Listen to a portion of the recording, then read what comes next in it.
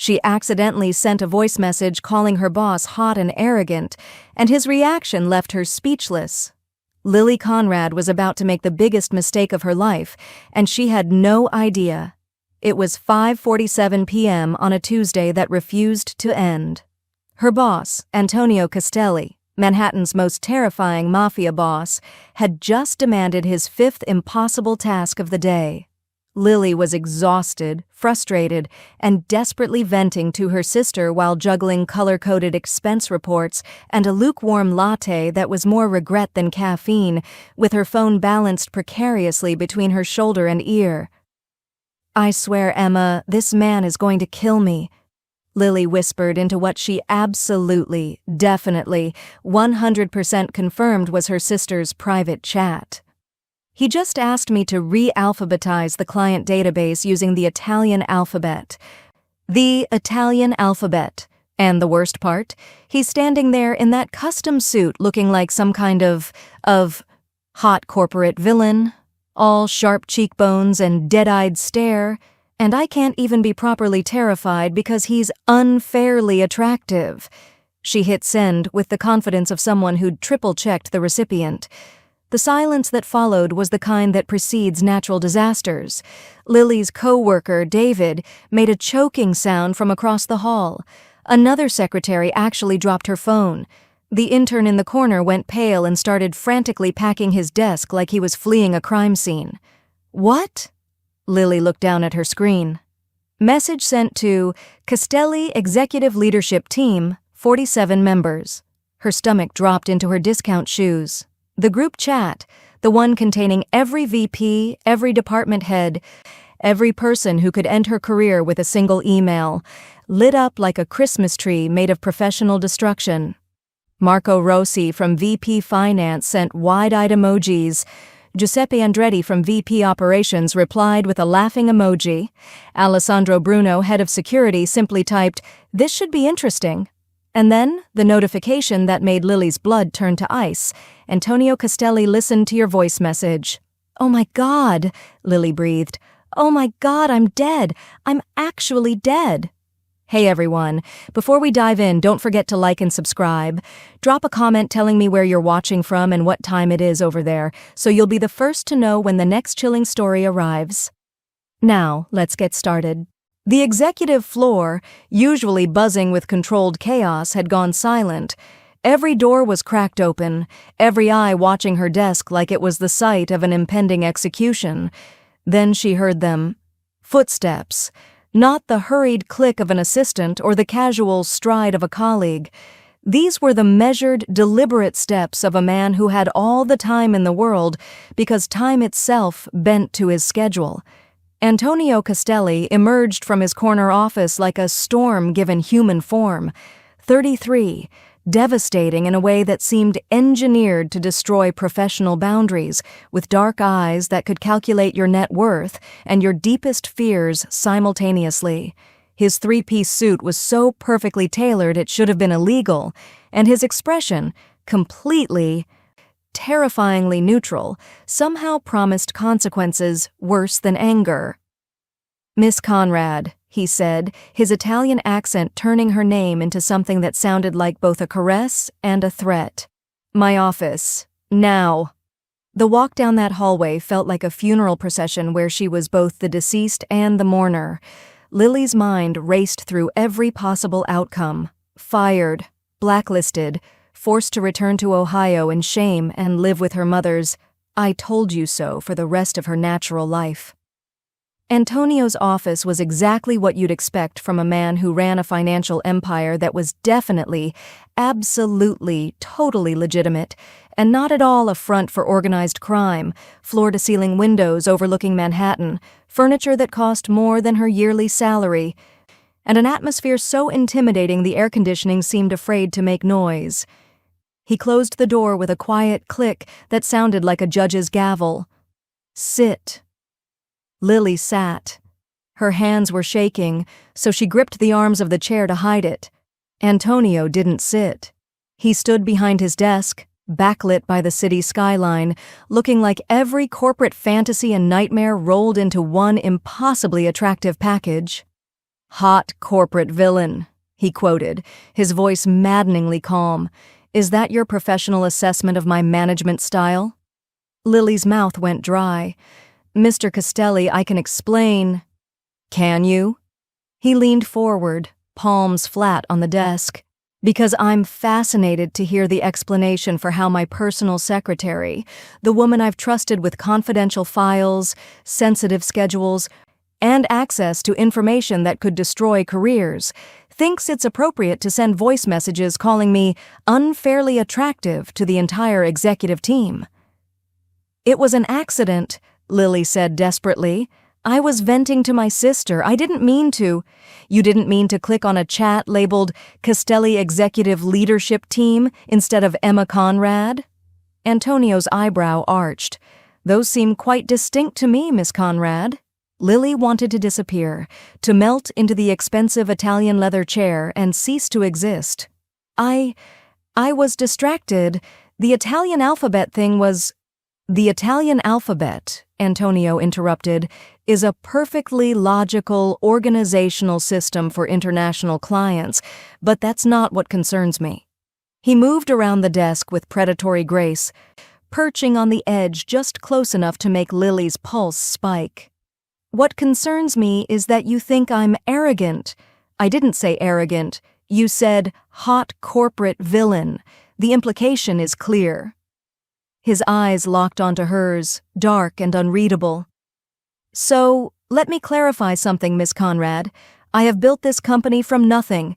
I demand perfection because anything less creates vulnerabilities. I maintain control because chaos gets people killed. And if that makes me a villain in your charming little voice messages, then so be it." Lily should have kept quiet, should have apologized and begged for her job, but 6 months of biting her tongue and her sister's voice in her head, reminding her that silence is just another cage, made her do something phenomenally stupid. "You're right," she said, meeting his gaze. "You are a control freak. You reorganize filing systems for fun. You color-code emotions. You probably alphabetize your suits by thread count. And yes, that's exhausting to work for, but—" She took a breath. "You're also the only boss who's ever trusted me with real responsibility, who didn't treat me like decorative furniture, who actually reads the notes I put in your briefings instead of just skimming them. So yes, you're arrogant and impossible and way too attractive for anyone's good, but you're also fair. In your own terrifying way."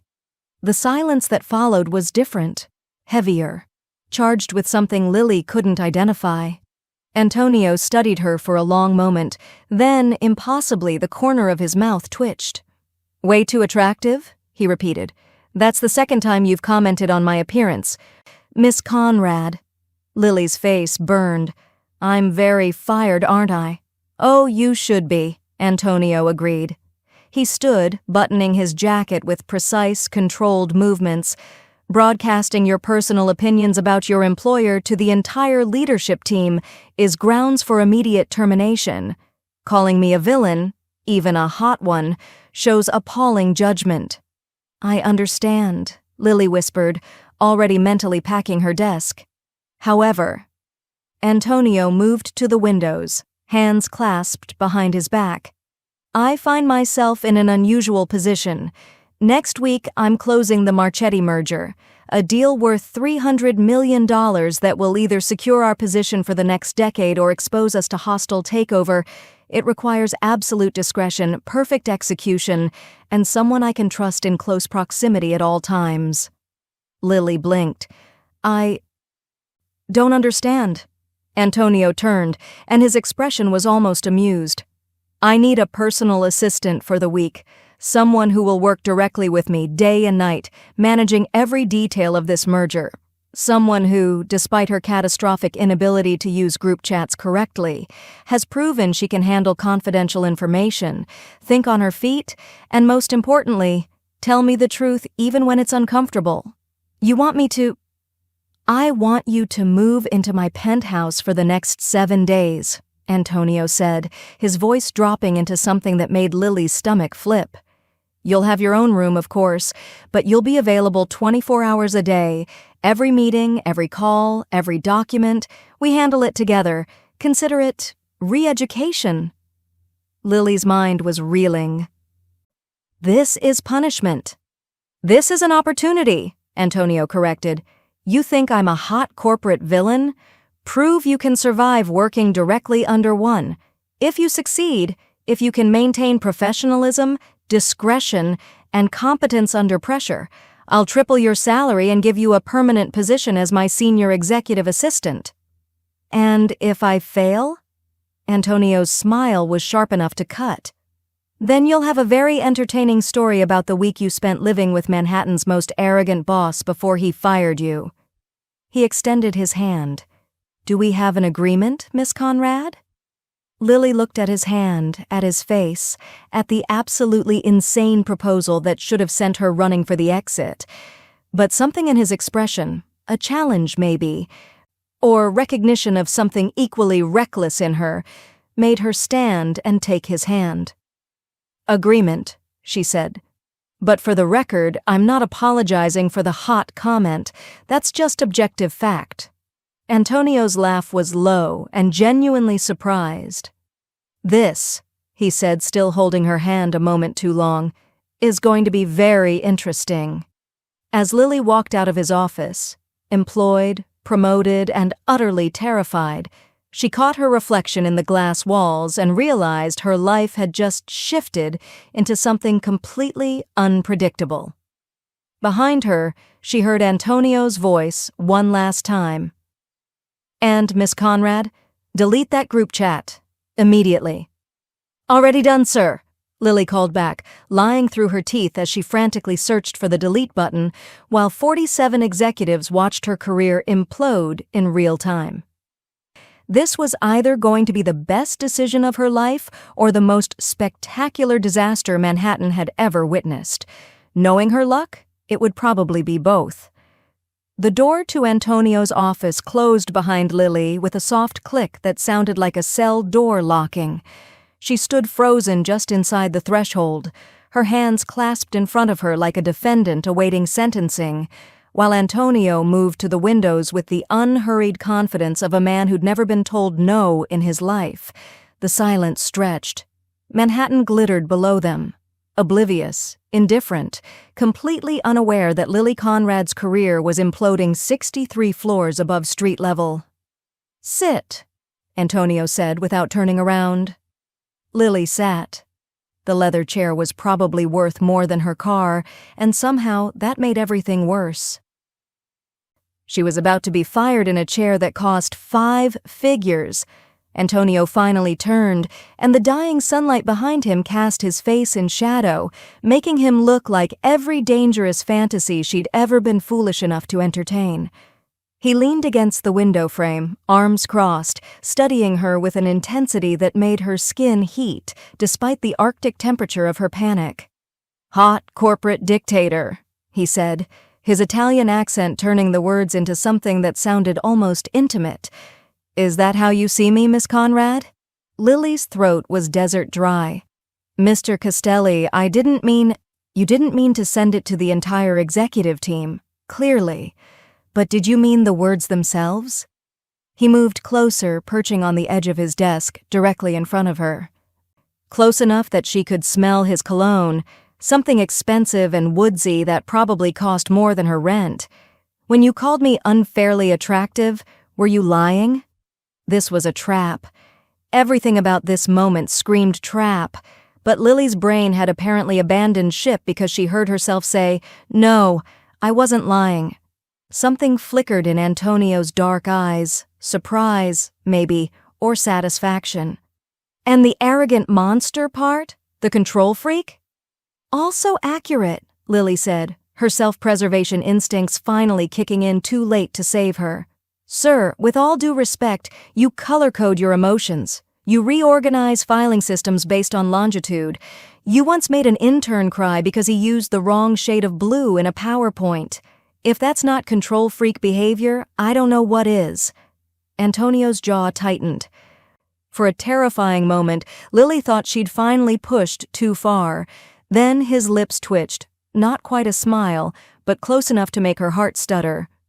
"You're right," he said quietly. "I am a control freak.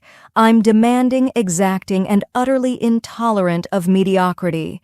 Do you know why? Because you enjoy making people suffer? Because imperfection gets people killed." The words were sharp, carrying weight that suggested personal experience. "In my world, Miss Conrad, a misplaced decimal point isn't a typo. It's a liability that costs millions.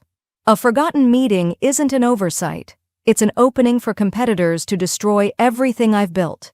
Control isn't a personality flaw, it's survival." Lily swallowed hard.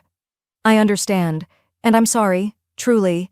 If you want my resignation, I don't want your resignation." Antonio stood, moving behind his desk to retrieve a folder.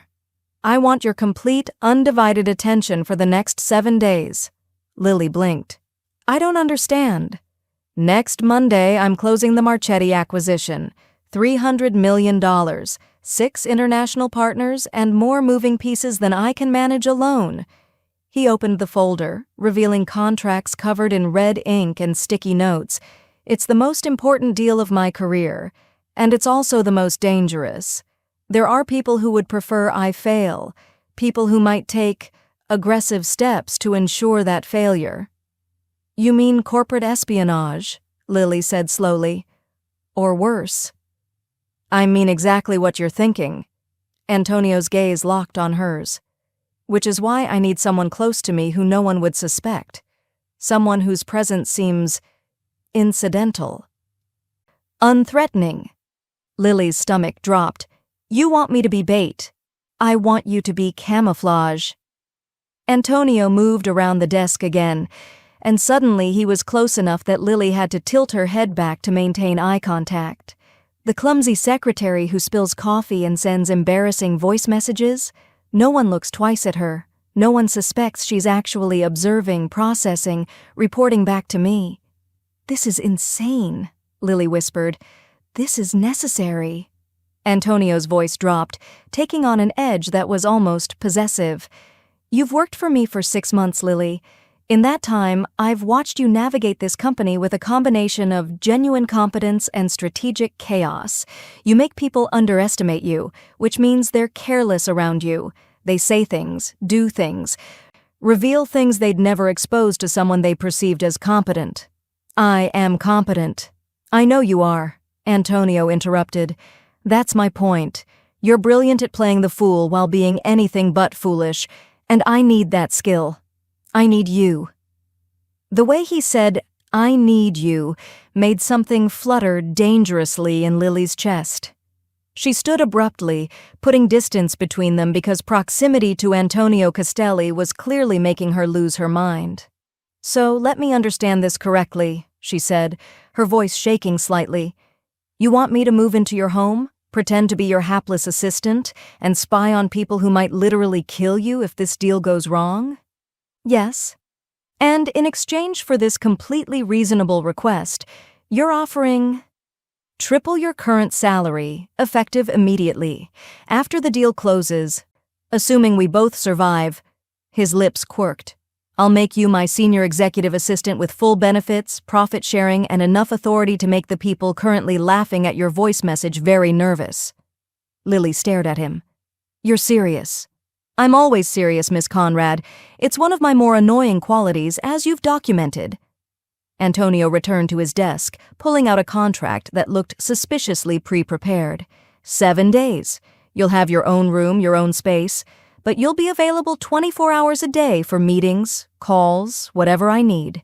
Think of it as intensive training." "You called it re-education earlier," Lily pointed out. "I was being diplomatic."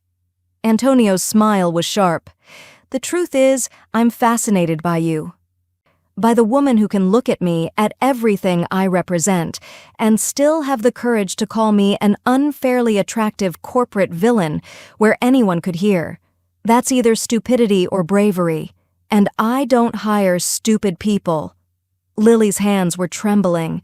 This was insane, reckless, potentially dangerous.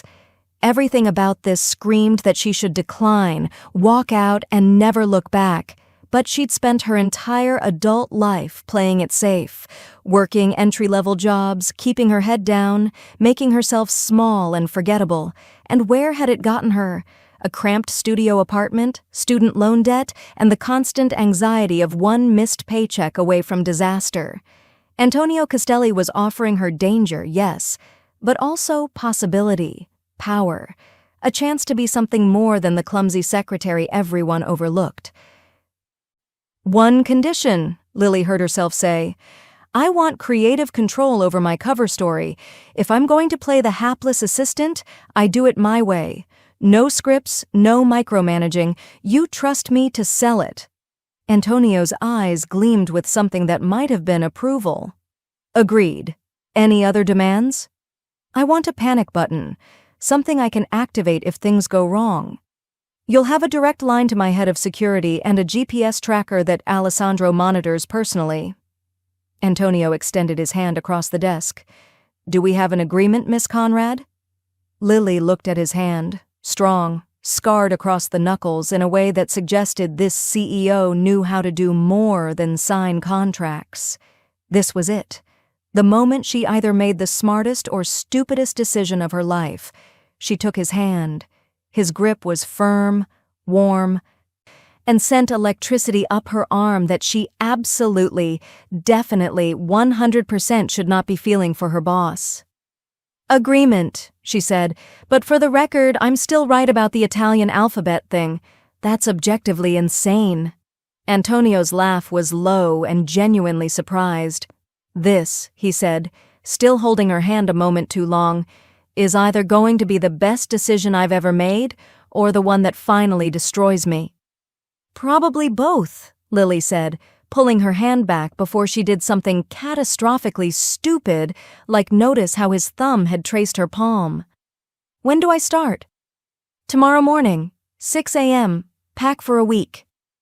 Antonio returned to his chair, already pulling up files on his computer like they hadn't just agreed to the most insane arrangement in corporate history. "And Lily?" She paused at the door. "Yes? Don't delete that group chat just yet." His smile was dangerous and far too attractive. "I want them wondering. Let them speculate about what happened in this office. Let them worry. You want them to think—" "I want them to think exactly what they're already thinking," Antonio said, "that I'm keeping you close for reasons that have nothing to do with your secretarial skills. Fear and curiosity make people sloppy. Sloppy people make mistakes. And mistakes give you control," Lily finished, understanding dawning. "You're using me as a distraction." "I'm using you as a weapon, Miss Conrad. The question is whether you're brave enough to let me." Lily should have been offended, should have walked out. Instead, she smiled, sharp and reckless, and entirely too pleased with herself. 6 a.m. tomorrow, Mr. Castelli. Don't be late." She left before he could respond, but she heard his low laugh follow her into the hallway, where 47 employees were absolutely, definitely not staring at her with expressions ranging from shock to scandalous fascination. David from accounting actually applauded. "I can't believe you survived that." "Neither can I," Lily admitted, pulling out her phone to text her sister the most important message of her life. "Lily, I just agreed to move in with my boss for a week. I'm either about to become powerful or a crime statistic. Either way, it's going to be interesting." Emma. "What?" Lily. "I'll explain later. I need to pack. And maybe pray. Definitely pray." As she gathered her things from her desk, Lily caught her reflection in the glass walls and barely recognized herself, flushed, excited, terrified, and completely, utterly alive. Antonio Castelli had just turned her career-ending disaster into an opportunity. Now, she just had to survive it. The car Antonio sent for Lily arrived at precisely 5:45 a.m., 15 minutes early, because of course it did. It was a Blacktown car with leather seats that probably cost more than her security deposit, driven by a stone-faced man who introduced himself as Mr. Castelli's driver, and then proceeded to not speak for the entire 30-minute journey to the Upper East Side. Lily spent the drive second-guessing every life choice that had led to this moment while clutching her hastily packed duffel bag and trying not to throw up from anxiety. The building was exactly what she'd expected. A pre-war masterpiece with a doorman who looked like he moonlighted as a Secret Service agent, and a lobby that featured actual marble columns and a chandelier that probably required its own insurance policy. "Miss Conrad," the doorman said, somehow making her name sound like an accusation. "Mr. Castelli is expecting you. Penthouse level. The elevator requires a key." He handed her a small gold keycard like he was granting her access to a nuclear facility. Lily took it with shaking hands and stepped into an elevator paneled in mahogany and mirrors that showed her exactly how out of place she looked. Rumpled coat, messy hair, and an expression that screamed, "I don't belong here." The elevator opened directly into the penthouse, because of course Antonio Castelli's home required its own private access. What Lily saw made her stop breathing. The space was obscene. Floor-to-ceiling windows showcased a 270-degree view of Manhattan from Central Park to the financial district. The floors were polished hardwood that reflected the morning light like water. Everything, and she meant everything, was perfectly placed. Modern furniture in shades of cream and charcoal, abstract art that probably came from galleries Lily couldn't afford to enter, and a complete absence of anything that suggested an actual human lived here.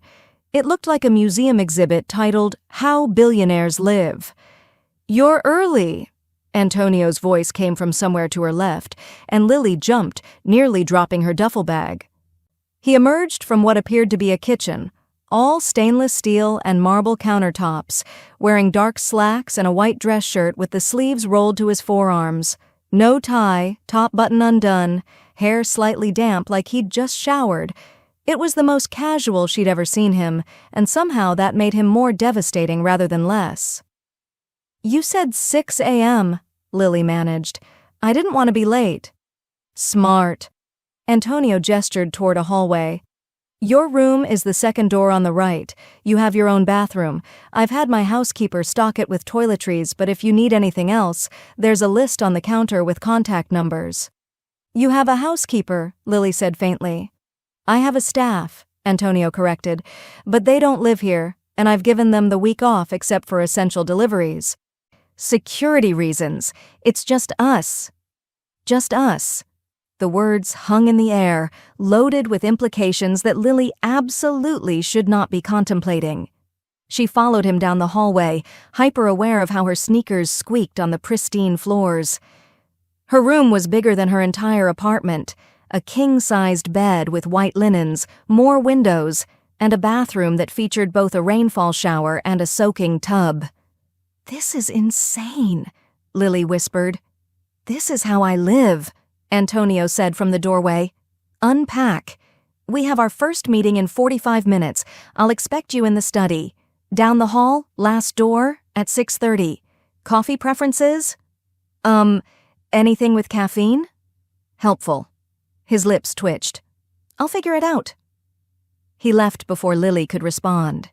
She dropped her duffel on the bed and just stood there, trying to process that this was her life now, that she was living in a penthouse with her terrifyingly attractive boss who might or might not be connected to organized crime, and definitely, absolutely was using her as some kind of strategic pawn in a deal worth hundreds of millions.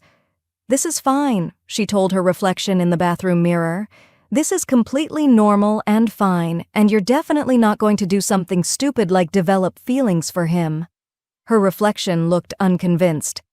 The incident happened at 6:47 a.m. Lily had successfully navigated getting dressed, professional but not trying too hard in black slacks and a cream blouse, and had even found the study without getting lost. What she hadn't successfully navigated was the coffee Antonio had left for her on a side table. She'd been reaching for the mug while simultaneously trying to read the contract he'd handed her, and her elbow had caught the edge of the table. The coffee, expensive-smelling, perfectly brewed coffee launched itself through the air in what felt like slow motion before landing directly on an antique Persian rug that probably cost more than a car. "Oh my God!" Lily gasped, dropping to her knees immediately. "Oh my God, I'm so sorry!" Antonio looked up from his desk where he'd been typing on his laptop, saw the spreading coffee stain, and went very, very still. "That rug," he said slowly, "is a 19th century Tabriz. It's worth approximately $40,000. Lily wanted to die, actually physically ceased to exist. "I'll pay for it, I'll get it cleaned, You'll stop panicking and sit down," Antonio interrupted. He stood, moving around his desk with that controlled grace that suggested he was either very calm or very, very angry. "It's a rug, Lily. An expensive rug, but still just a rug." "A $40,000 rug that I just destroyed?" "That you just christened," Antonio corrected. He crouched down beside her, close enough that Lily could feel the heat radiating off him. "This penthouse is a museum. Nothing in it has been lived in, used, touched by anything real. You just made it human." He looked at her, and his expression was softer than she'd ever seen it. "Stop apologizing." "I don't understand," Lily whispered. "You should be furious." "I should be," Antonio agreed. "But I'm not. I'm relieved." He stood, offering her his hand to help her up.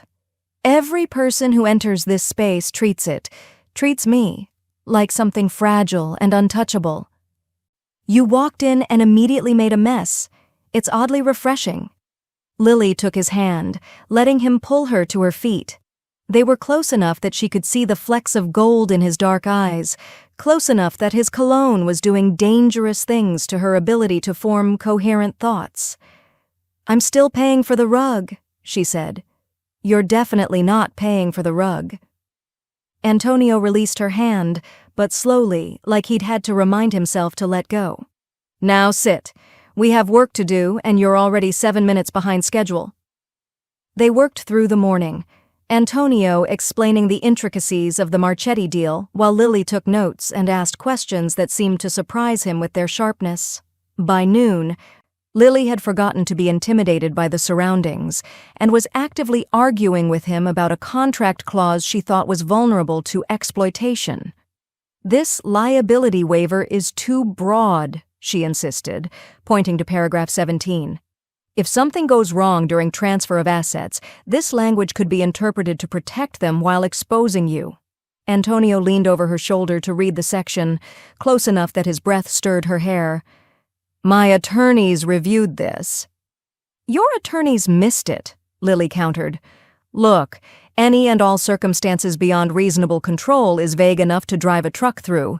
They could claim almost anything was beyond their control and void their obligations." He was quiet for a long moment, reading and rereading the clause. Then, "You're right. How did my legal team miss this?" "Because they're looking for obvious traps," Lily said. "This isn't obvious. It's subtle, clever, the kind of thing someone would only include if they were planning to use it." Antonio straightened, and when he looked at her, his expression had shifted into something intense and almost possessive. "You see things others miss." "I read things others skim," Lily corrected, suddenly uncomfortable with the weight of his attention. "It's not special, it's exactly what I need," Antonio interrupted. He moved back to his desk, already pulling up his attorney's contact. "This is why you're here, Lily. Not because you're clumsy or chaotic, because you're sharp enough to catch what everyone else misses." As he spoke rapid Italian into his phone, probably terrifying some poor lawyer, Lily realized something that made her stomach flutter with equal parts excitement and terror.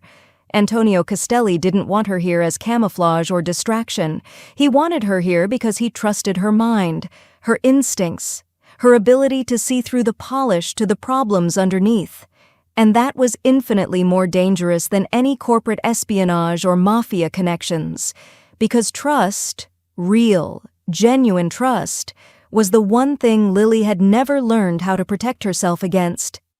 The explosion happened on day 3 at precisely 9:47 a.m.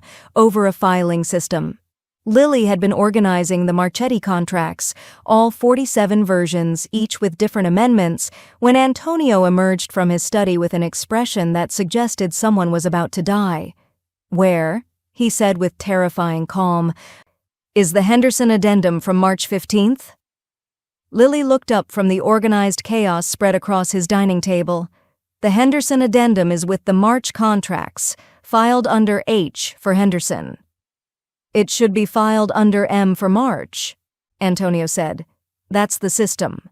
Chronological, then alphabetical by primary party. You've been here 3 days, Lily. This isn't complicated." Something in his tone, the barely concealed frustration, the assumption that she'd simply been careless, made Lily's own frustration bubble over. "Your system is complicated," she countered, standing to face him. "It's unnecessarily, pointlessly complicated. You file by date, then party, then document type, then amendment number. That's 4 organizational layers for a single piece of paper. Do you know what happens when systems are that rigid?" "They maintain order," Antonio said coldly. "They create vulnerabilities," Lily shot back. "Your system is so predictable that anyone with basic access could figure out exactly where sensitive documents are stored.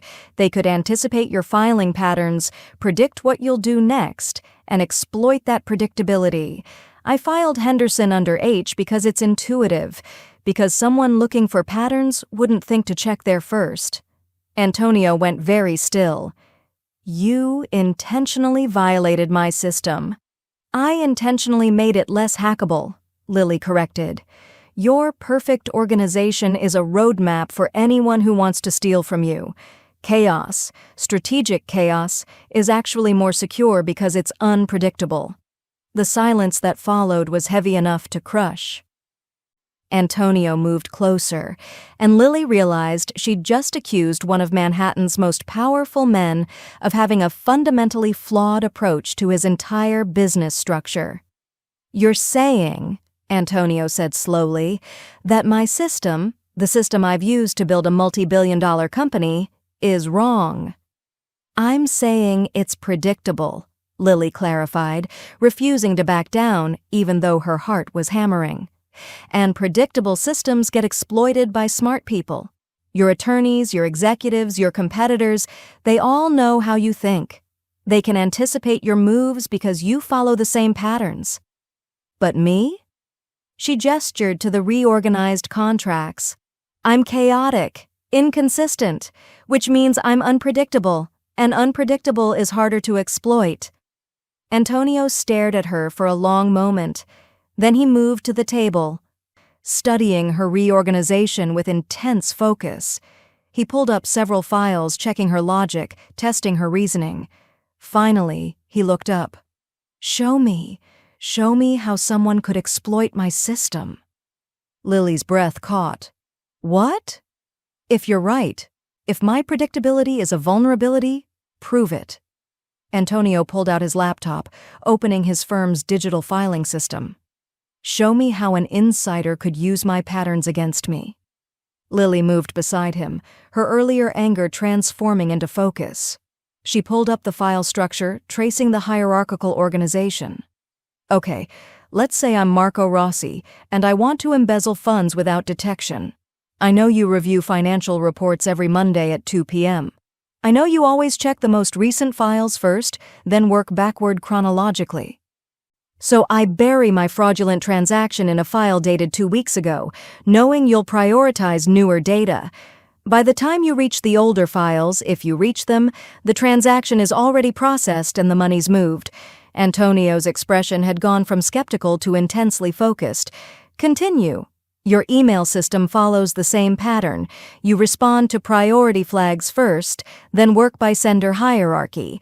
So I send a legitimate-looking email with a high-priority flag, knowing it'll be at the top of your queue.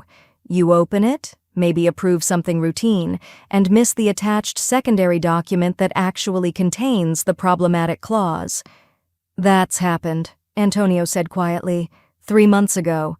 A contract amendment I didn't fully review because it came through the priority system from a trusted source. Because your system trains you to trust the structure more than the content, Lily said. Rigid organization creates blind spots. You assume that if something's filed correctly, categorized correctly, it must be correct. But what if someone uses your own system to hide things in plain sight?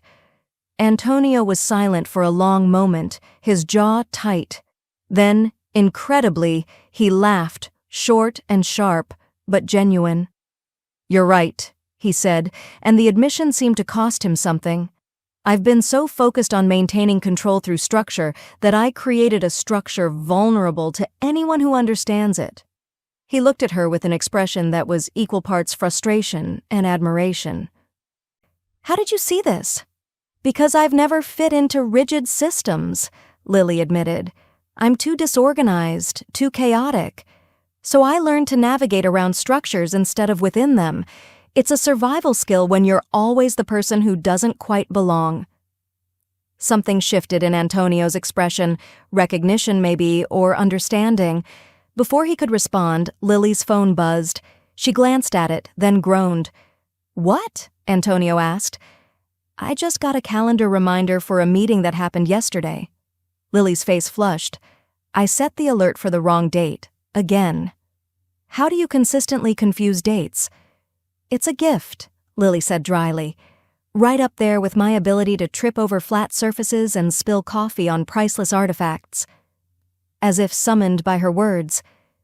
Lily turned to grab her phone from the table and somehow, she genuinely had no idea how, managed to catch her sleeve on the laptop's power cord.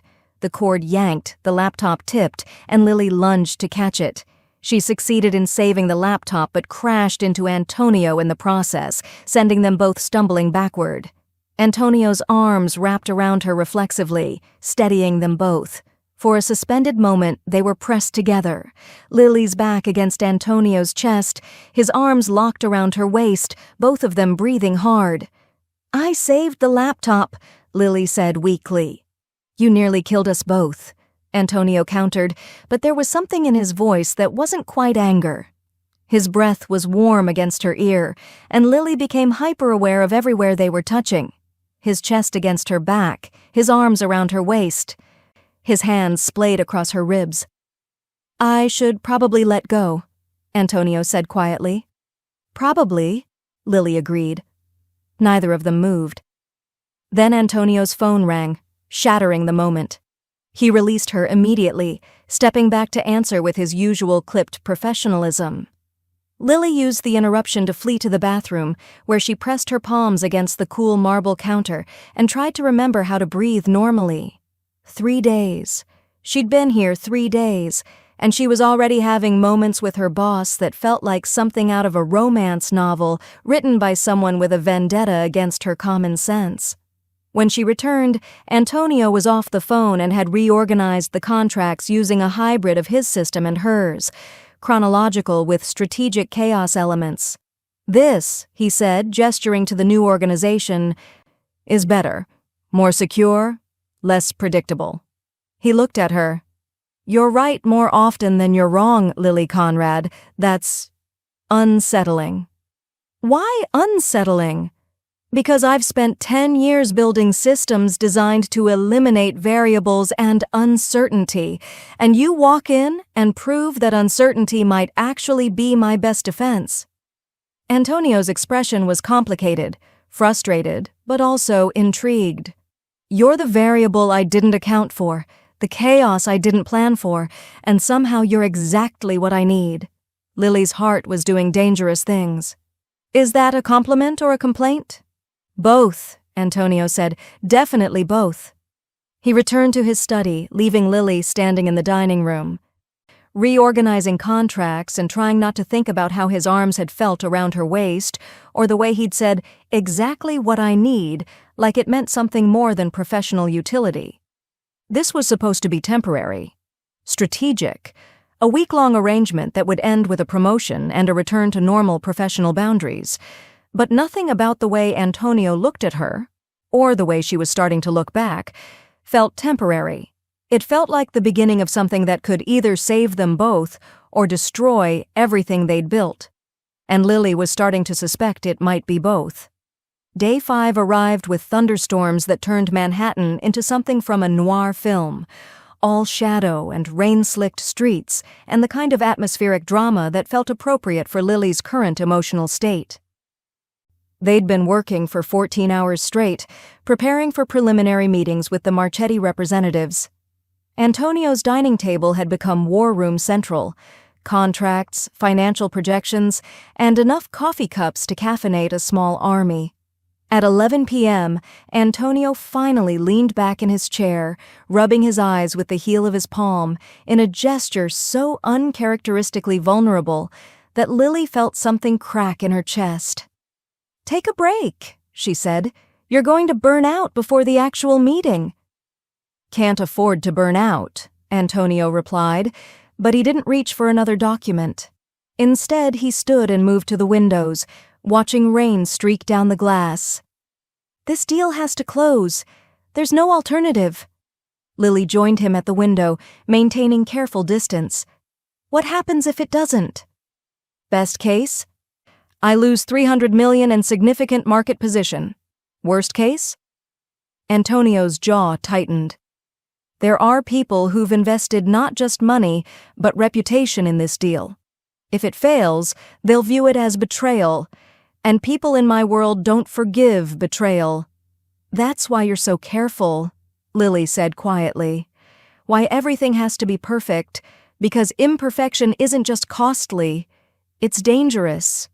You understand." Antonio glanced at her, surprise flickering across his face.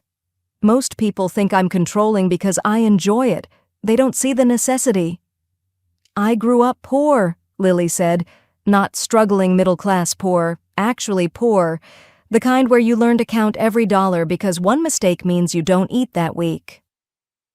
You learn to be careful because carelessness has consequences." She wrapped her arms around herself. "Different world than yours, but I get it. The need for control. The fear of what happens when things slip." Antonio turned to face her fully, his expression intense. "How did you end up working for me?"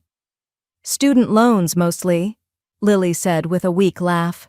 "Turns out a liberal arts degree and charming personality don't pay rent in Manhattan. I needed a job that paid enough to survive, and Castelli Global Finance was hiring. I figured I'd last 6 months, pad my resume, and move on." She met his eyes. "That was 6 months ago." "Why did you stay?" "Because you were interesting," Lily admitted. "Everyone said you were impossible, demanding, terrifying. But I watched you work, and I realized you weren't cruel. You were careful. You demanded perfection because the stakes were real, and that made sense to me in a way nothing else in corporate Manhattan did." Thunder rumbled outside, and rain intensified against the windows. Antonio moved closer, close enough that Lily could see the exhaustion around his eyes, the tension in his shoulders that never quite released. "I haven't been surprised by another person in years," Antonio said quietly. "Everyone in my life wants something. Money, power, access, protection. They perform versions of themselves designed to appeal to what they think I want. It's exhausting and isolating and entirely predictable." "And then I sent that voice message," Lily said. "And then you sent that voice message," Antonio agreed, his lips twitching. "Calling me hot and arrogantly terrifying, like you genuinely couldn't decide if you wanted to kiss me or kill me." "To be fair, I still haven't decided," Lily said without thinking, then immediately wanted to die. I didn't mean, I know exactly what you meant." Antonio's voice had dropped into something lower, more intimate. "Because I have the same problem. You're chaos incarnate, Lily Conrad. You spill things, break things, reorganize my entire life with your beautiful, frustrating unpredictability. You should drive me insane." "But," Lily's heart was hammering. "But you're the first real thing I've encountered in a decade," Antonio finished. "You don't perform.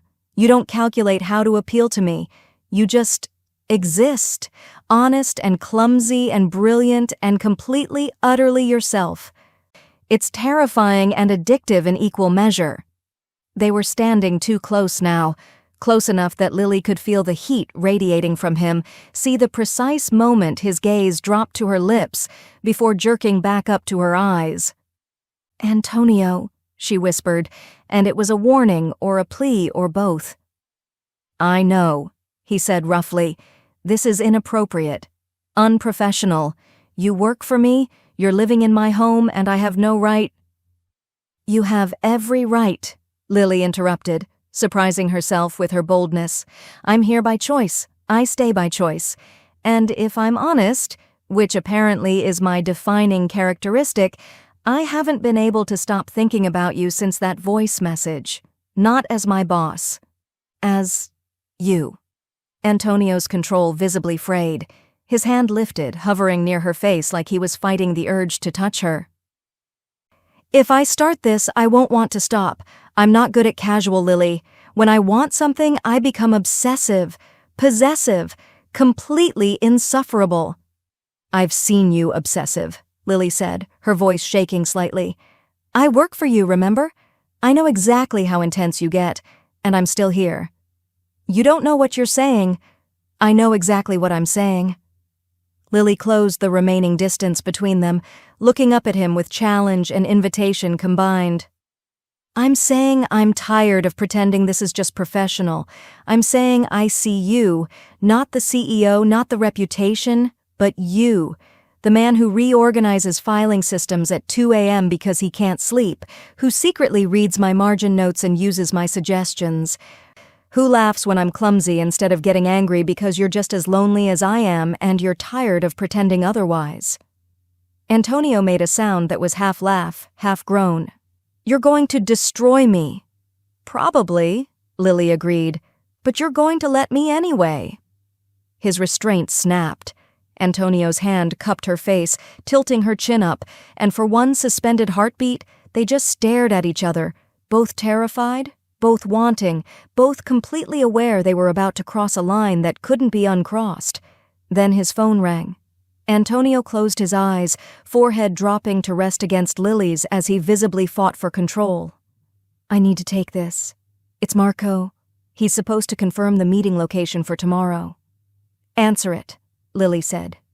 Though every cell in her body was screaming at that phone to spontaneously combust. Antonio stepped back, putting professional distance between them before answering. "Marco, tell me you have good news." Lily moved to the table, using the interruption to remember how to breathe. Her hands were shaking, her heart racing, and every nerve ending was acutely aware that they'd been seconds, literal seconds, from kissing, from starting something that would change everything. Antonio's conversation was brief and clipped. When he hung up, he didn't immediately return to where Lily stood. Instead, he gripped the back of a chair, knuckles white, breathing carefully. "The meeting is confirmed for tomorrow at 2 p.m., he said without looking at her. "We should get some sleep. It's going to be a long day." "Antonio, don't." He finally looked at her, and his expression was raw with want and frustration. "Don't say anything kind or understanding, or that makes me want to forget every professional boundary I'm barely maintaining. Go to bed, Lily, please, before I do something we can't take back." Lily should have argued, should have pushed, but she saw the tension in his shoulders, the barely leashed control, and recognized it for what it was. Antonio Castelli, trying to protect her from his own intensity. "Okay," she said quietly. "But Antonio? For the record, I wouldn't want to take it back." She left before he could respond, but she heard his sharp intake of breath and knew the words had hit exactly as intended. In her room, Lily pressed her back against the closed door and tried to process what had just happened. They hadn't kissed, hadn't crossed that final line. But everything had changed anyway, because now they both knew. The attraction wasn't one-sided, the tension wasn't imaginary, and whatever was building between them was powerful enough to terrify a man who controlled everything, Tomorrow, they'd face the Marchetti deal. Tomorrow, they'd be professional and careful and maintain appropriate boundaries. But tonight, they'd both lie awake in separate rooms, thinking about what almost happened and wondering if they'd made the right choice by stopping. Lily suspected neither of them would get much sleep, and she was absolutely right. Day 6 began with coffee, contracts, and the creeping feeling that something was wrong. Lily couldn't pinpoint it at first, just a nagging discomfort that sat in her stomach like a stone. She and Antonio were reviewing final documents for the afternoon meeting, maintaining careful professional distance after last night's almost kiss, when Marco Rossi arrived for a preliminary briefing. "Everything's ready," Marco said, spreading updated files across the table with practiced efficiency. "I've confirmed all parties, secured the location, and triple-checked every contract clause. The transfer of assets will proceed exactly as planned." He smiled, confident and perfect, and something about that perfection made Lily's skin crawl. She'd seen Marco around the office for months, always impeccably dressed, always precisely on time, always with exactly the right answer. He was Antonio's most trusted VP, the one who'd been with the company since the beginning, the one everyone said was being groomed for partnership. But watching him now, Lily noticed something off.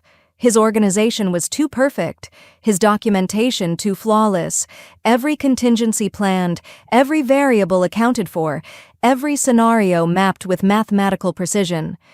It reminded her of something, but she couldn't quite. "The Hendricks file," Lily said suddenly, interrupting Marco mid-sentence. Both men looked at her. Marco's smile tightened almost imperceptibly. "What about it?" Antonio asked. "I misfiled it 3 months ago," Lily said, her mind racing. "Remember? I archived it under the wrong client code, used HDK instead of HEN because I was rushing and didn't double-check the abbreviation system. You were furious, made me spend an entire weekend reorganizing the archives to prevent it happening again." "I remember," Antonio said carefully. "What's your point?" "The point is that misfiled document should have been caught during the quarterly audit," Lily said, still staring at Marco. "But it wasn't, because the audit found everything exactly where it should be, perfectly organized, nothing out of place, which should have been impossible because I know I misfiled it." Marco's expression remained pleasant, but something flickered in his eyes. "Perhaps you fixed it and forgot. Administrative errors happen." "I didn't fix it," Lily said firmly. "I remember because I meant to fix it and got distracted. That file should still be misfiled. But according to the audit you conducted, Marco, everything was perfect. Too perfect." Antonio had gone very still, his gaze moving between Lily and Marco with sharpening focus. "Are you suggesting Marco falsified audit results?" "I'm suggesting that someone with access to the filing system could use its predictability to hide things," Lily said. "Antonio's system is so rigidly organized that anything out of place should trigger immediate notice. But what if someone deliberately made sure nothing was ever out of place in their sections? What if someone was using that perfection to mask manipulation?" "That's absurd," Marco said, but his smile had frozen into something artificial. "I follow Antonio's systems precisely because precision prevents fraud." "Or enables it," Lily countered. She moved to Antonio's laptop, pulling up the filing system. "May I?" Antonio nodded, his expression unreadable but intense. Lily navigated to the Hendricks file location.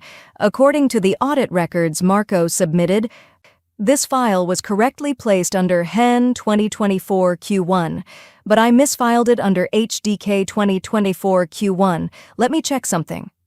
She pulled up the file's metadata, creation date, modification date, movement history. Her stomach dropped. "This file was moved," she said quietly. 3 days after I misfiled it. Moved from HDK to HEN, by someone with administrative access." "I corrected your error," Marco said smoothly. "That's literally my job, catching mistakes before they become problems." "Except you didn't tell anyone you corrected it," Lily said. You just moved it and reported in the audit that everything was perfect. No errors, no corrections needed. Why wouldn't you document the correction? Why wouldn't you tell Antonio that his secretary was making filing errors that required fixing? Silence. Heavy and damning.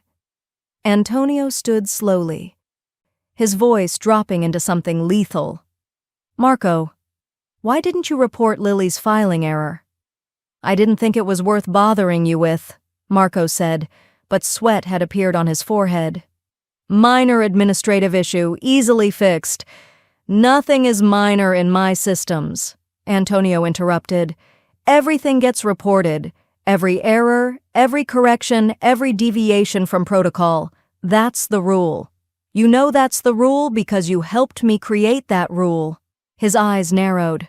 Unless you had a reason to want errors to go unreported, unless you were using my system's rigidity to hide your own manipulations. Lily's heart was racing. She pulled up more files, searching for other anomalies.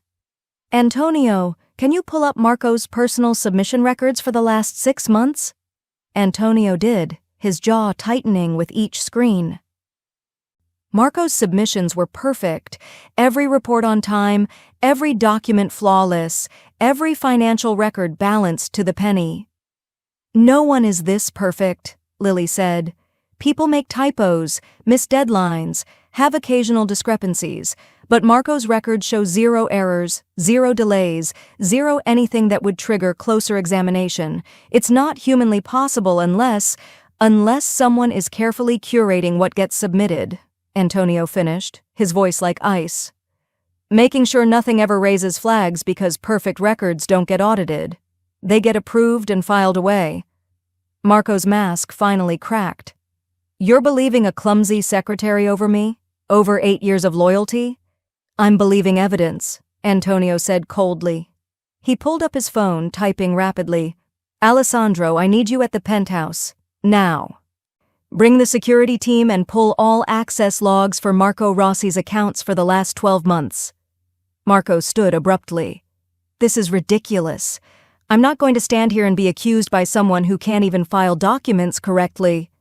Sit down, Antonio commanded, and the sheer authority in his voice made Marco freeze. You're not going anywhere until Alessandro arrives, and then you're going to explain exactly how you've been using my systems against me. I don't have to explain anything. You're right, Antonio agreed. You can explain to me, or you can explain to the authorities I call after Alessandro confirms what I suspect, that you've been systematically embezzling funds, manipulating records, and positioning yourself to sabotage the Marchetti deal. The color drained from Marco's face. You can't prove that. I can prove your records are suspiciously perfect, Lily said. I can prove you moved files without documenting it. I can prove you've been hiding errors instead of reporting them. And if we dig deeper, if we look at every perfect transaction you've processed, I'm willing to bet we'll find patterns. Money moving in ways that benefit you. Contract clauses that create vulnerabilities you can exploit. A systematic, careful dismantling of Antonio's empire hidden inside the perfect execution of his systems. Marco's expression twisted into something ugly. You're a secretary who's been here 6 months. You think you understand how this company works? I built this place with Antonio. I earned my position by pretending to be loyal while systematically betraying him, Antonio finished. His phone buzzed. Alessandro is 2 minutes away. You have 2 minutes to decide if you want to tell me the truth or if you want to explain yourself to people far less patient than I am. Marco looked between them, Antonio's cold fury and Lily's determined certainty, and seemed to deflate. The Marchetti deal, he said finally, his voice bitter. I'm not the only one who wants it to fail. There are people who've invested significant resources in ensuring you don't close this acquisition, people who paid very well for inside information and cooperation. Who? Antonio demanded. Does it matter? Marco laughed bitterly. You trusted me, believed I was loyal, and all this time I was using your own perfectionism against you. Every system you built, every rule you enforced, I used them all to hide what I was doing. And I would have succeeded if your clumsy little secretary hadn't made a mistake that didn't fit my pattern. Lily felt cold. The meeting tomorrow. What's going to happen? Marco just smiled, and it was the most terrifying thing Lily had ever seen. You'll find out, he said. 2 p.m., exactly on schedule. The penthouse door opened and Alessandro entered with 3 security personnel. Antonio gave rapid instructions in Italian, and within moments Marco was being escorted out, still wearing that terrible smile. When they were alone, Antonio turned to Lily, his expression raw with fury and something that looked like fear. He's planned something, Antonio said. For tomorrow's meeting, something catastrophic. Then we don't go, Lily said immediately. If I don't show, the deal collapses. Months of work, hundreds of millions of dollars, and my reputation, all destroyed. Antonio moved to the windows, staring out at the city. But if I do go, I'm walking into whatever trap he's set. Lily moved beside him, her mind racing. Then we change the trap, use my chaos against his perfection, make it unpredictable. Antonio looked at her, and despite everything, he almost smiled. You want to fight a carefully planned betrayal with improvisation? I want to fight predictability with chaos, Lily corrected. Because that's what caught him, wasn't it? My mistake, my imperfect filing that didn't match his perfect pattern. So we make everything imperfect tomorrow. Change the timeline, the location, the approach. Be so chaotic that whatever he's planned can't possibly account for it. Antonio studied her for a long moment. Then he pulled her against him, crushing her into a fierce embrace that had nothing to do with romance and everything to do with survival. You saved my life, he said into her hair. You saw what everyone else missed, what I missed. We saved each other, Lily corrected, holding him just as tightly. Now we just have to survive tomorrow. As they held each other in the gathering darkness, both knew that the real battle was just beginning, and that chaos might be their only weapon against a betrayal years in the making. The meeting location was a converted warehouse in Red Hook, all exposed brick and industrial chic, the kind of place where Manhattan's elite pretended to appreciate authenticity while surrounded by security that cost more than most people's mortgages. Lily watched from the control room 2 floors above, surrounded by monitors showing every angle of the space below. Alessandro stood beside her, armed and tense, while his team maintained positions throughout the building. This is a mistake, Alessandro said for the 3rd time. We should have canceled, postponed, something. Antonio doesn't postpone, Lily said, her eyes tracking Antonio's arrival on the monitors. He moved through the space with his usual controlled confidence, flanked by his attorneys and looking like he owned the building, which he probably did. The Marchetti representatives were already seated, 4 men in expensive suits who radiated the kind of old money power that didn't need to announce itself. They stood as Antonio approached, and the negotiations began with the formal precision of a carefully choreographed dance. Everything seemed normal, professional, exactly as planned. That's when Lily knew something was catastrophically wrong. It's too perfect, she whispered. Look at the timing. Everyone arrived exactly on schedule. The documents are positioned exactly where Marco said they'd be. Even the lighting. Alessandro, is it just me, or is this entire setup following Antonio's usual patterns exactly? Alessandro's expression sharpened.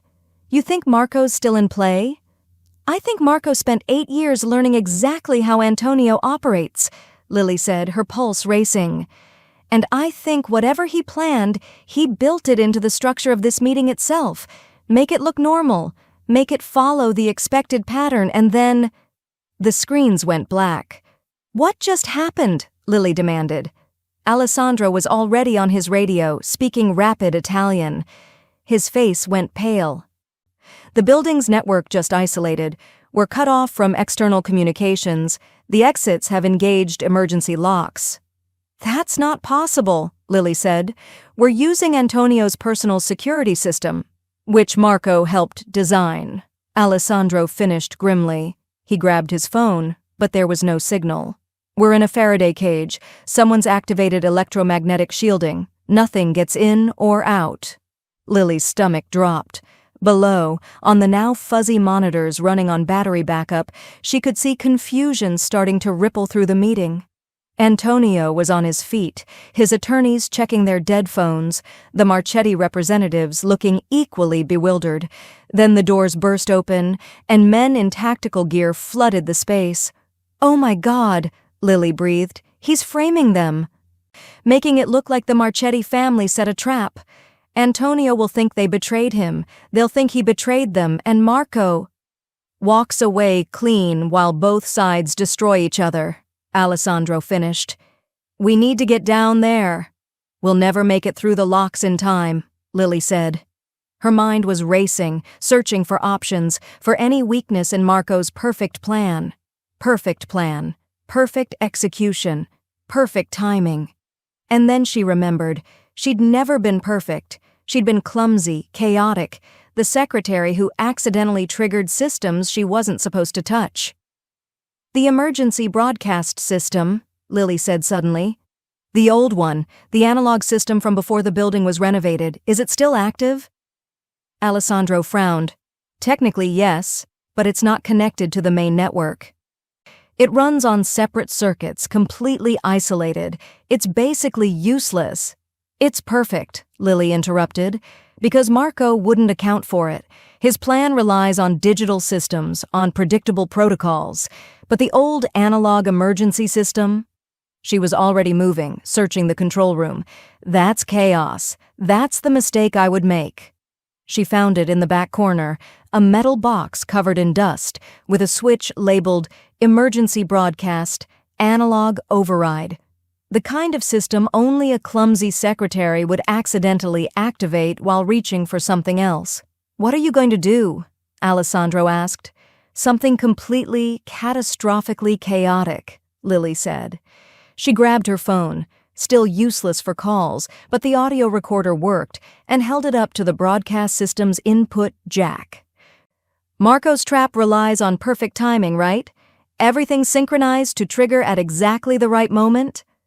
So I'm going to make noise." Lily hit record on her phone and started singing. Badly, deliberately off-key, every terrible pop song she could remember mashed together into sonic chaos.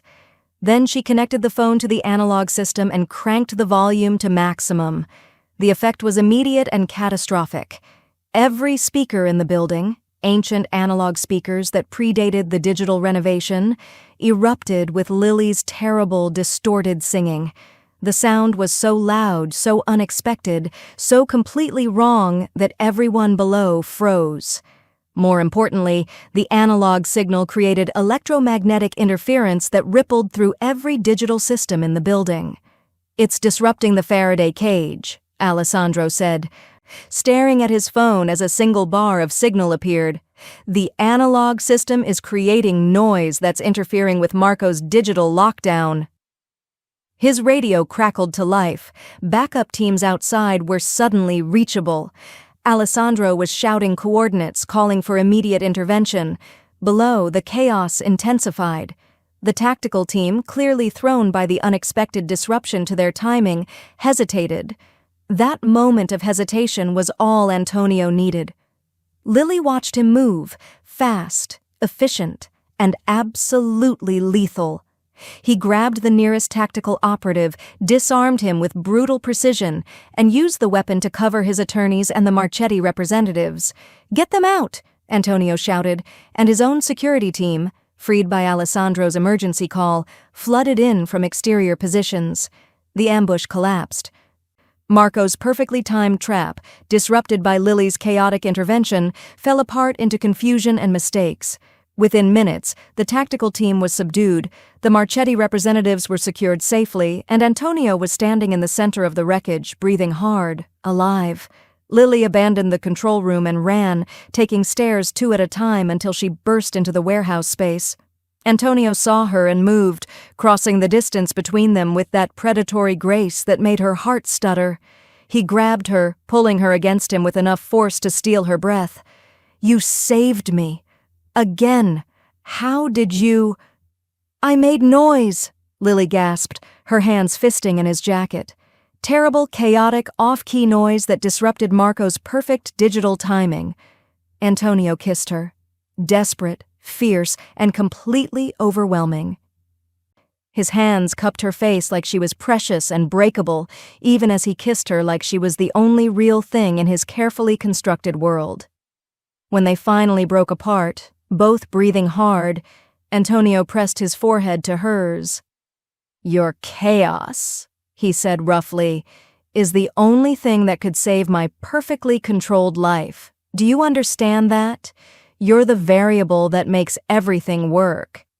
"I just sang really badly into an old microphone," Lily said, but she was grinning, giddy with relief and adrenaline and the feeling of his arms around her. "You disrupted a multi-million-dollar ambush with off-key pop music," Antonio corrected. "You're magnificent and insane and completely, utterly mine, if you'll have me." Lily pulled back enough to see his face, vulnerable and intense and looking at her like she'd personally rearranged his entire universe. "Is that a question or a statement?" "Both," Antonio said. "Definitely both." Around them, Alessandro was coordinating cleanup. The Marchetti representatives were recovering from shock. Authorities were arriving to take Marco's hired tactical team into custody. But in the center of the chaos, Antonio and Lily held each other, the man who'd built his life on control and the woman who'd saved him with beautiful, terrible unpredictability. "Take me home," Lily whispered. "I think we need to have a very long conversation about what happens next." Antonio's smile was sharp and possessive and promising things that made Lily's pulse spike. "Home, yes. And then we're going to discuss exactly how permanent I intend this arrangement to be." "Permanent?" Lily's heart stuttered. "Did I stutter?" Antonio pulled her closer. "You're not leaving, Lily Conrad. Not now, not ever. I hope you understand that." "That sounds suspiciously like a proposal," Lily said. "That sounds exactly like a proposal," Antonio agreed. "We'll discuss terms at home, preferably before I lose what's left of my sanity." As they left the warehouse, surrounded by security but completely focused on each other, Lily realized her chaotic mistake 6 days ago hadn't just saved her career, it had saved both their lives. And maybe, just maybe, it had given them both something worth living for beyond survival. Each other. The penthouse felt different at 2 a.m. on day 7. Quieter, more honest. Like all the carefully maintained facades had finally crumbled, leaving only truth. Lily sat on Antonio's pristine leather couch, the one she'd been afraid to touch a week ago, wearing his oversized MIT t-shirt and clutching a glass of wine she desperately needed. Antonio sat beside her, jacket discarded, shirt partially unbuttoned, looking more human and vulnerable than she'd ever seen him. "I almost died today," Antonio said quietly, "because I trusted perfection more than I trusted my instincts. Marco's records were flawless. His loyalty seemed unquestionable. Everything about him fit perfectly into my systems, and that perfection blinded me." "You couldn't have known—" "I should have known," Antonio interrupted. "You saw it. You who'd been here 6 months caught what I missed in 8 years, because you weren't looking for perfection. You were looking for truth." He turned to face her fully. "Do you remember what you said in that voice message? The one that started all this?" Lily's face heated. "I called you hot and arrogantly terrifying, not my finest moment." "You called me a control freak," Antonio corrected. "An arrogant monster who color codes emotions and makes people cry over PowerPoints. And you were completely, brutally right. I built my entire life around control because I was terrified of chaos, of uncertainty, of trusting anything I couldn't predict and manage. Control kept you alive," Lily said. "There's no shame in that. Control almost killed me, Antonio countered, because it made me rigid, predictable, vulnerable to anyone who understood my patterns. You saved me, Lily, not just today, but every day this week. You walked into my perfectly organized life and made beautiful, necessary chaos. You challenged my systems, called out my flaws, and refused to be intimidated by the carefully constructed image I show the world. He set down his wine and took both her hands, his grip gentle but intense. I need you to understand something. I don't just want you here for a week. I don't just want you as my assistant or my strategic chaos consultant or whatever professional title we can invent. I want you, permanently, completely, as my partner in every sense of the word. Lily's breath caught. Antonio, let me finish, he said urgently. I'm offering you my name, my life, my complete trust and loyalty. I'm offering you equal partnership, not just in our relationship, but in my company.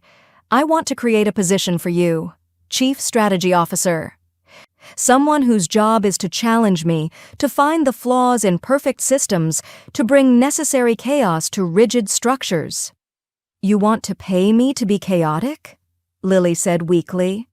I want to build an empire with you, Antonio corrected, one where perfection isn't the goal. Truth is, where we value intuition as much as data, where your brilliant, unpredictable mind has equal weight to my strategic planning. His thumb traced circles on her palm. Marry me, Lily Conrad, not because it's convenient or strategic, because I love you, because you're the only person who's ever made me want to be less controlled and more human. Lily felt tears burning her eyes. That's the most romantic and terrifying proposal I've ever heard. It's the only proposal you've ever heard, Antonio pointed out, his lips twitching. True. Lily took a shaky breath. But I have conditions. Antonio's expression sharpened with interest. Name them. First, you dismantle the parts of your life that require you to be cold, the parts that made you think you had to be perfect to survive. I don't want the CEO mask, I want you. Messy, vulnerable, occasionally unreasonable you. Agreed, Antonio said immediately. What else? Second, we do this as equals. You don't get to protect me by hiding things or making decisions without me. If we're partners, we're actually partners. No secret planning, no for your own good nonsense. Harder, but agreed, Antonio said. Continue. Third, Lily's voice softened. You let me teach you that imperfection isn't weakness, that making mistakes doesn't mean failure, that being human, clumsy, chaotic, occasionally wrong, is actually the bravest thing you can be. Antonio was quiet for a long moment. Then he pulled her into his lap, wrapping his arms around her like he was afraid she'd disappear. I spent 10 years building walls, he said into her hair, convincing myself that control equaled safety, that perfection was the only defense against a world that wanted to destroy me. And then you walked in with your terrible filing system and your honest voice messages and your complete inability to be anything other than authentically yourself, and those walls just crumbled. Lily pulled back to see his face. Is that a yes? That's a yes to all your conditions, Antonio said. Yes to being messy and vulnerable. Yes to equal partnership. Yes to learning that imperfection is strength and... He cupped her face gently. Yes, to spending the rest of my life proving that you didn't just save me. You made me want to be saved. That's very romantic for a former control freak, Lily said through tears. Former? Antonio's smile was crooked and self-aware. I'm still going to be insufferable sometimes, demanding and precise and occasionally unreasonable about filing systems. I know, Lily said, kissing him softly. But now I get to call you out on it. Officially, as your equal partner and future wife. Future wife, Antonio repeated, like he was testing the words. I like that. Though we should probably discuss timeline. No, Lily interrupted, laughing. No timelines, no perfect planning, no color-coded wedding binders. We're doing this chaotically, imperfectly, however it happens. Antonio looked genuinely pained. You're going to make me have a disorganized wedding, aren't you? I'm going to make you have a human wedding, Lily corrected, with mistakes and spontaneity and moments that don't go according to plan. And you're going to love it because it'll be real, us, imperfectly perfect. Antonio groaned, but he was smiling, genuinely smiling in a way that transformed his entire face. You're going to be the death of my carefully maintained reputation. Probably, Lily agreed, but you'll be too happy to care. Already am, Antonio admitted. He kissed her again, slower this time, savoring rather than desperately claiming. When they broke apart, he pressed his forehead to hers. Thank you. For what? For being brave enough to send that voice message, Antonio said. For being honest enough to call me arrogant. For being strong enough to stay when most people would have run. For saving my life in about 17 different ways this week. For teaching me that chaos isn't the enemy, it's the solution. Lily's heart was so full it hurt. You know what the best part is? What? This entire thing started because I made a mistake, Lily said, because I was clumsy and careless and sent a message to the wrong group. My imperfection created this. Us. Antonio's smile was soft and wondering. Your imperfection is my salvation, Lily Conrad. Don't ever change. I won't, Lily promised, but you're going to have to change a little. Starting with accepting that I'm probably going to spill coffee on at least 3 more priceless items before the month is over. I'm prepared, Antonio said solemnly. I've already contacted my insurance company. They laughed, and it felt like coming home, to each other, to themselves, to a future built on truth instead of perfection. Outside, Manhattan glittered in the pre-dawn darkness. Inside, the man who'd built his life on control and the woman who'd saved him with chaos held each other and planned an imperfectly perfect future together. It was messy and beautiful and completely, utterly right. 6 months later, Castelli Global Finance looked subtly but fundamentally different. The changes weren't obvious to outsiders. The offices were still sleek, the marble still gleamed, the executives still wore expensive suits. But insiders noticed. There was laughter in the hallways now, collaboration instead of competition, and most surprisingly, there was a new department on the executive floor with a nameplate that made visiting clients do double takes. Chaos Strategy Unit, Chief Strategy Officer Lily Castelli. Lily, now officially Lily Castelli, after a wedding that had been beautiful, chaotic, and featured her tripping over her own dress during the ceremony, sat in her office reviewing quarterly reports when Antonio appeared in her doorway. You're color-coding risk assessments, he observed, leaning against the frame with a smile that still made her heart stutter. Ironically, Lily clarified, red for this plan is too perfect, yellow for needs more chaos, green for appropriately messy. I'm teaching your executives to think like me. Terrifying, Antonio said, but he was grinning. Board meeting in 10 minutes. Ready to tell them why we should deliberately introduce inefficiencies into the new acquisition strategy? Born ready, Lily said, gathering her files, which were organized in a system only she understood, but which had somehow become the company's most effective analytical tool. The meeting went exactly as Lily had planned. Contentious, challenging, and ultimately productive. She presented data showing that their most successful deals had involved elements of improvisation and adaptation, while their near failures had relied too heavily on rigid planning. The board, initially skeptical, couldn't argue with results. You're saying, one board member summarized, that we should plan to be unplanned? I'm saying strategic chaos beats rigid perfection, Lily corrected. Every time, because markets change, people are unpredictable, and the ability to adapt is worth more than the illusion of control. Antonio, watching from his seat at the head of the table, looked insufferably proud. Any objections? Silence. Then grudging agreement. The Chaos Strategy Unit's approach was officially adopted company-wide.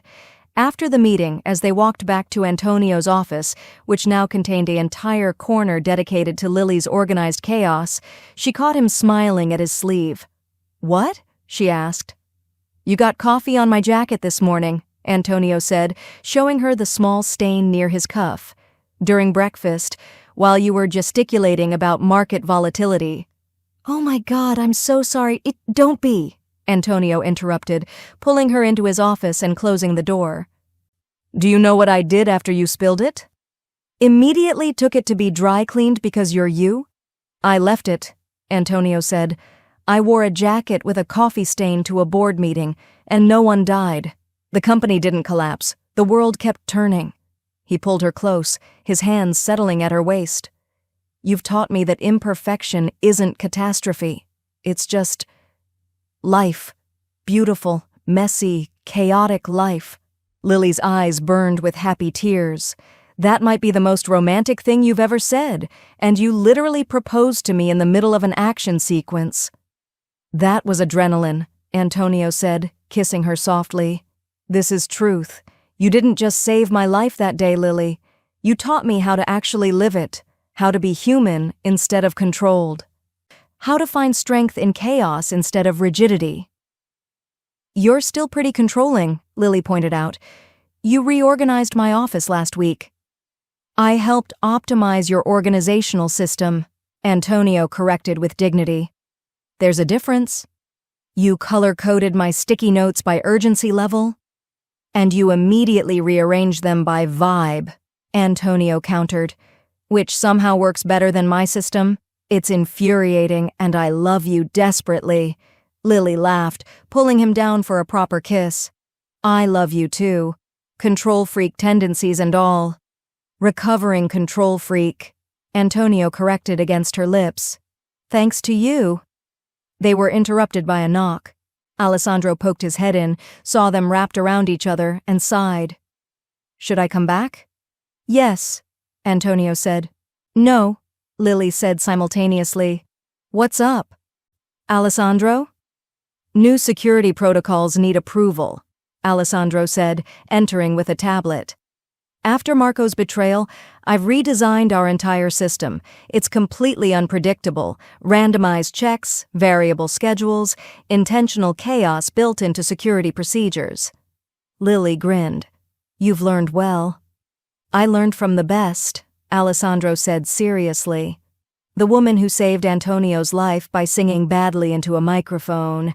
If that's not strategic chaos, nothing is." After he left, Antonio pulled Lily back into his arms. "You know what's strange?" "What?" "A year ago, I would have said my perfect life was my greatest achievement. Perfect control, perfect systems, perfect execution. Now?" He looked around his office, at Lily's sticky notes on his windows, at the coffee stain on his jacket, at the beautiful chaos she'd brought into his carefully ordered world. "Now I realize my perfect life is the one where nothing's perfect, where you spill things and question my plans and make me laugh at board meetings, where chaos isn't the enemy, it's the point." Lily's heart was so full she could barely breathe. "That's very philosophical for a Wednesday afternoon." "That's very dismissive for a woman who literally married me," Antonio countered. "True." Lily pulled him close, resting her head against his chest where she could hear his heartbeat. Steady, strong, alive because she'd been clumsy enough to send a voice message to the wrong group 6 months ago. "For the record, I wouldn't change a thing. Not the message, not the chaos, not even Marco's betrayal, because it all led here, to us. To this imperfectly perfect life." Antonio's arms tightened around her. "To think it all started because you called me hot and arrogant." "You are hot and arrogant," Lily said, "but you're also kind and protective and brave enough to admit when you're wrong. That's the man I fell in love with. The real one, not the perfect image." "The real one is much better," Antonio agreed, "because the real one has you." They stood there in his office, her office, their shared space where control and chaos had learned to coexist, and realized that sometimes the best things in life came from mistakes, from imperfection, from being brave enough to be clumsy and honest and completely authentically yourself. Lily Conrad had accidentally sent a voice message calling her boss hot and arrogant. And Antonio Castelli had responded by falling in love with the chaos she brought into his life. It was messy and beautiful and unpredictable and perfect in all the ways that actually mattered. Just like them. 3 years later. The headline in the Wall Street Journal read, Castelli Global Finance revolutionizes corporate strategy with chaos theory approach. Lily, reading it over breakfast while simultaneously spilling orange juice on the business section, laughed. They're calling your company revolutionary. Remember when you fired people for suggesting changes? I never fired anyone for suggesting changes, Antonio protested, rescuing the newspaper. I fired them for suggesting stupid changes. Your changes are brilliant. My changes are chaotic, Lily corrected. Same thing, Antonio said, kissing her juice-sticky lips. In your case. The Chaos Strategy Unit had expanded to 3 full floors. Companies around the world were hiring consultants to teach them strategic unpredictability. And Antonio Castelli, once known as Manhattan's most controlling CEO, was now famous for saying his greatest business decision was hiring someone brave enough to call me arrogant and smart enough to be right about it. They'd built an empire on imperfection, on trust instead of control, on the radical idea that chaos, when combined with strategy and love, could create something stronger than any rigid system. And it had all started with one clumsy secretary's accidental voice message. The best mistakes they'd learned were the ones brave enough to become beautiful truths. If you enjoyed this story, hit like, subscribe, and tell me your rating from 1 to 10. And don't forget to check out the next video waiting for you.